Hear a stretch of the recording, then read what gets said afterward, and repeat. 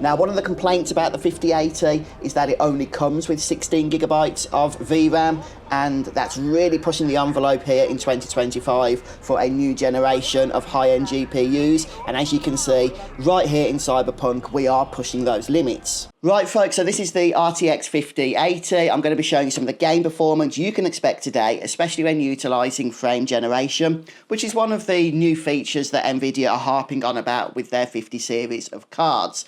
So this is one of the third-party offerings, this one from MSI. It is the Inspire 3X OC. I'm not going to be doing any kind of manual overclocks today. I'm going to be showing you the raw, out-of-the-box performance that you can expect. This one is an Amazon exclusive here in the UK. I'm not sure what retailers are providing it in other countries, but I was fortunate enough to snag this on launch day from Amazon before it went out of stock. So one of the complaints I'm seeing for the 5080 is that even though the GDDR7 upgrade is nice, the fact that the VRAM is limited to 16GB on this card is disappointing, and a few extra gig would have gone a long way. So we'll see how much the card is going to be stunted by that limited amount of VRAM.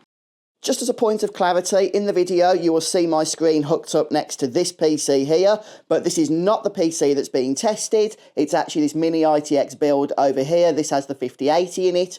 But in order to avoid any additional stress on the GPU, which will interfere with our readings, I've got this hooked up into my capture card in the streaming PC, and this is just my streaming window here that we're going to be using.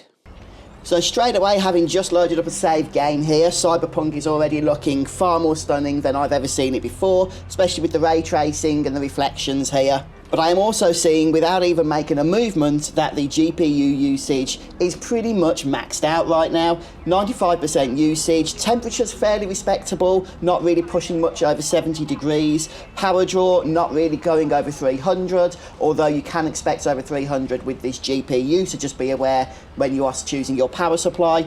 And then, this is interesting, the video RAM is over 14,000 megabytes. Now, one of the complaints about the 5080 is that it only comes with 16GB of VRAM, and that's really pushing the envelope here in 2025 for a new generation of high-end GPUs. And as you can see, right here in Cyberpunk, we are pushing those limits. We're still getting a very respectable FPS here of around 70 to 80, and that's really impressive, especially when you consider I haven't even enabled the frame generation, which is one of the main features of the 50 series cards.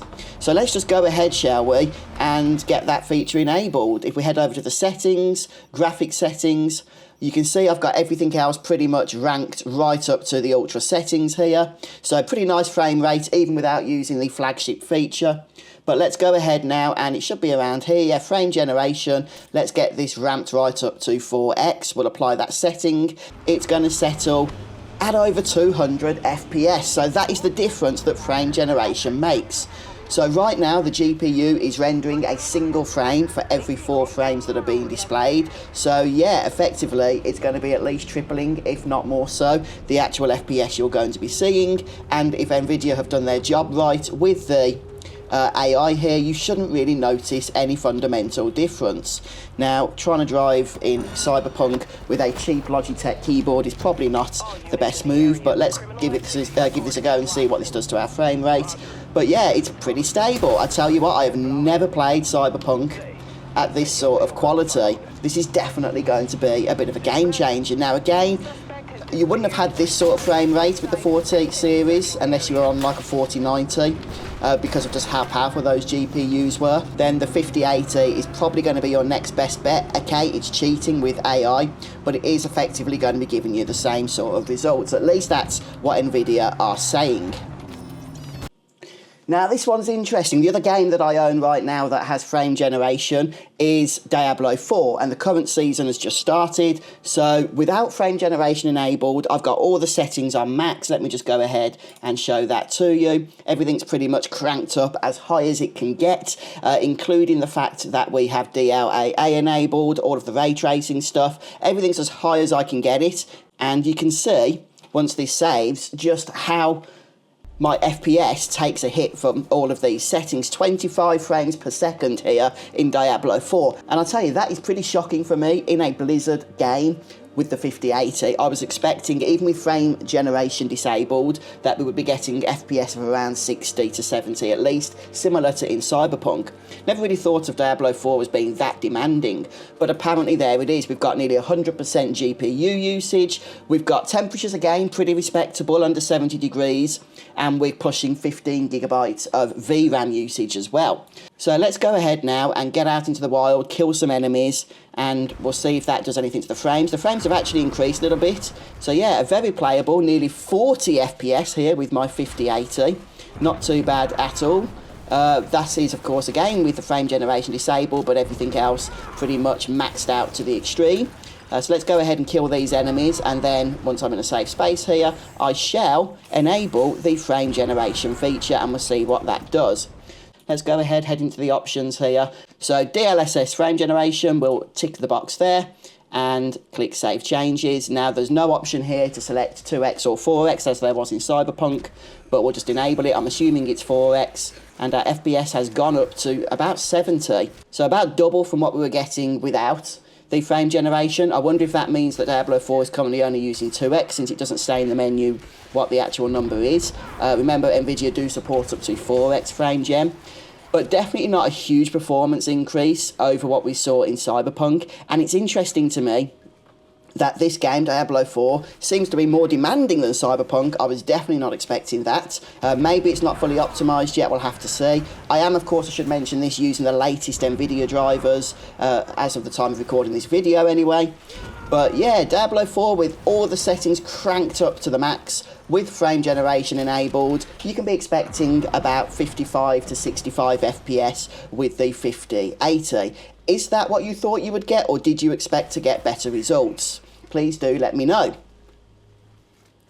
I'm going to drop the ray traced reflections quality down to low, because this mostly affects things that are happening off screen anyway, and I think that has had a little bit of an impact. Let's drop some of the shadows quality. We'll drop that to medium. And will that allow us to at least reach 100 FPS? Maybe, if we're going to ask nicely. Yes, it does. Yes, we've crossed over the 100 FPS mark now in Diablo 4 by just lowering a couple of those ray trace settings there. So yeah, it does make a difference. Obviously everything else is still on high, ultra, whatever the max setting actually is. I think a little bit more VRAM would have gone a long way here. It used to be the case that VRAM didn't really matter so much in games, but we've definitely reached the point now with all these new technologies that it does actually play an important role in giving you some good performance. And just to clarify, since I know some people have been asking about how noisy the 5080 is, I've got Diablo running right now at full pelt, and I've got to be honest with you, the GPU is actually really quiet. It's one of the things that I am nicely surprised with this 5080 GPU here from MSI. If I put my ear next to it, I can certainly hear the fan spinning. I'm not going to say I can't, because I can. But from a distance of really just about 30 to 40 centimetres away, it's more of just a very low background hum. In fact, I'm using this system in the same room that my wife is reading in at night time, and she says she doesn't even hear the computer, so that's within just a few feet. There we have it then, folks. What do you think of the gaming performance from the RTX 5080, especially this third-party model, although I don't know what sort of difference that makes. One thing I am happy with is that thermals do seem at least to be somewhat respectable. My RTX 3080 Ti, which I've used before, actually got into temperatures into the 90s through heavy gaming sessions. So the fact that this isn't really scraping much above 70 degrees is, for me, a huge improvement. That said, with games like Diablo 4 really pushing the 16 gigabytes of VRAM to the limit, it's going to be interesting to see just how long this card holds up over the coming years when even more demanding games are getting into our hands. So what do you folks think about the RTX 5080? Do you think it is a worthy upgrade to the 40 series of cards? But if you want any more tests like this, let me know and I'll see what I can do. Take care, guys. I'll see you soon.